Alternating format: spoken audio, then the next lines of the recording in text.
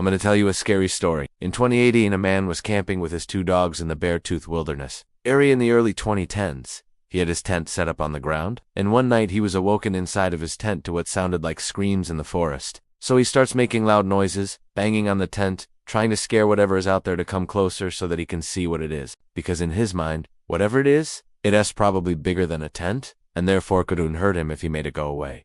But whatever was out there didn't budge. It just sat there staring at him with its glowing eyes, big guttural screams. Obviously, this guy was freaked out sitting in his tent, not knowing what was out there. And when he looked back, he saw the creature standing over his torn-up tent and his dead dogs, and it was making weird clicking noises. The man ran as fast as he could, as far as he could, and when he finally stopped to look back, the creature was gone. And after about 30 minutes of just sitting there, the creature eventually got bored and wandered off into the forest. So he grabs his phone, turns on the flashlight, and unzips the tent to get a very small glimpse of what was out there in the darkness. And then all of a sudden, without warning, the tent started to rip apart. The guy inside of the tent started screaming for help as the tent was torn to shreds, and he started falling to the ground. His 2 dogs with him in the tent were also torn apart and killed. The man fell to the ground and played dead, hoping that whatever was out there would leave him alone. And according to the man, he saw a pair of glowing eyes staring back at him from the darkness. Now, of course, being reasonable, he thinks maybe it's a bear. He goes on to say that whatever was out there seemed to be studying him, almost like it was trying to figure out what he was. This story comes from a Reddit user, and in an update to the story, he goes on to say that he and his 2 dogs were completely unharmed.